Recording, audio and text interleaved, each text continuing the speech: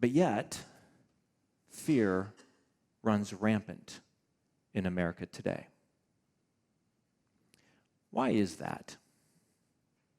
Why do we see fear in the people around us, and why do we experience fear at the level we do, considering our lives are measurably better than everyone who's come before us?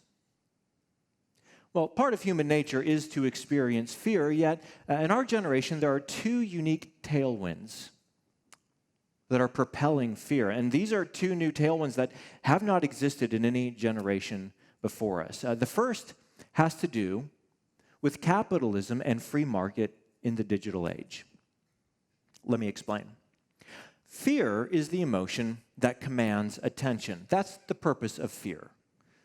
If you're a Christian and you believe that God made us, then he made us as emotional creatures with the ability to feel fear, and fear has an important purpose in our lives for flourishing. Namely, fear is the emotion that commands your attention. Fear is the emotion that when there's a threat to your well-being, to your health, to your prosperity, to your survival, or to a loved one's well-being, fear is the emotion that rallies your full mental focus and your physical energy toward resolving this threat, towards dealing with this problem, okay? If you feel fear, you are not able to fill out a crossword puzzle or daydream about the future or work on your shopping list, because fear is the emotion that rallies your full support around the threat and says, we need to deal with this. This is priority number one. That's the purpose of fear. It keeps us safe and healthy.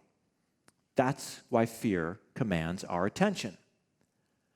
But this reality of humanity is being exploited by people who want to make money. The news media, for example, serves up a menu of constant fear, new things to fear, whether they're political fears, such as immigration, gun restrictions, a lack of gun restrictions, a presidential election rematch that 2/3 of Americans did not want to see, abortion, or whether it's existential fears such as war, nuclear weapons, global warming, or economic fears such as inflation, or possible recession, soft landing versus hard landing. Media serves up a menu of fear because they know that fear commands your attention. Now, to be clear, this is not a right-wing or left-wing thing. This is Fox News and it's MSNBC. Okay? And the fringe channels beyond that, this is social media influencers, because fear is the emotion. Its purpose is to command our attention. So people will serve up a menu of fear in order to command your attention, because attention drives views.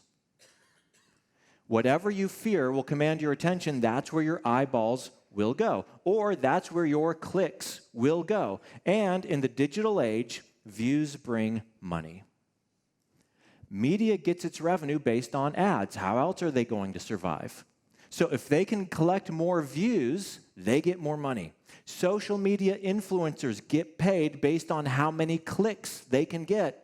So they will throw out fear. People will exploit you by trying to tap into your fear, by fear-mongering to get more attention, more views, more clicks, because that's how they get paid. Now, politicians often leverage fear for this very purpose. Okay? Here's what it sounds like. If my opponent is elected, it will be the end of America. If the other side wins, they will steal your freedoms. Listen. Let's be wise. Any politician, this is right and left, that uses tactics like that is fear-mongering to garner votes and financial support. Here's what a responsible politician looks like. That's not all politicians. Here's what a responsible politician sounds like. Hey, there's this real problem we're facing, whether it's locally or nationally. Here's this real problem. Here's how I think we can best address this problem, and here's how I'm going to execute it. That's why I want your support. That's what someone who wants to responsibly govern sounds like. But often politicians will simply fearmonger because it works, even though the cost of that is the stability of America itself. You see, fear is rooted in uncertainty. If someone can stoke fear, it will increase your uncertainty. Uncertainty erodes trust. And without trust, society breaks down. Without trust, problems cannot be solved, either on a local or a national level. Look at a family. If there's not trust in a family, problems can't be solved. So it's taking a huge toll on society. But the bottom line is, because fear commands attention, because attention drives views, because views bring money, fear has been successfully monetized. There is financial incentive for people to cause fear. So that's the first tailwind driving fear in our society today. Second tailwind, the rise of the digital age has coincided with the decline of religious practice in America, specifically Christianity. Today, 25% of Americans, when it comes to religious affiliation, describe themselves as being atheist, agnostic, or nothing in particular. 25% of us. Christopher Bader is a researcher and an author, and his field of study is fear.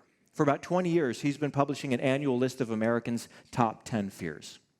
A few months ago, he was interviewed by the New York Times, and he cited the fall of religious practice in America as one of the tailwinds of fear. Here's what he said. When you lose religious practice on a societal level, it can have a big effect, causing us to be afraid. You see, he explained, fear is rooted in uncertainty. Religious practice is something that gives people certainty that there is a God in heaven who's with them, that he has a plan for our future, and it brings neighbors together in community. And when you have people coming together in community to build relationships with one another, trust increases. And as trust increases, it pushes back against fear. Both the decline of religious practice, it creates a tailwind for fear in America. So what are we to do individually and as a community with the fears that we feel? Hey everyone, thank you so much for checking out that last clip. My name is James and I serve as the Digital Media Director at Hope Church. If you're interested in exploring more about this topic, just click the link down in the description. But we also wanted to take some time to personally invite you to come join us for our next live stream that's going to happen right here on YouTube starting at 8:25 a.m. Central. You'll be welcomed by our on-air host who will guide you through that day's experience. We have chat hosts ready to answer any questions that you might have, and we would just love for you to come be a part of our growing online community. But the real highlight is that we get a chance to meet you. So if you're interested in joining us, go ahead and hit that subscribe button. That way you'll get notified when we go live this Sunday. I cannot wait to hang out with you, and we'll see you there.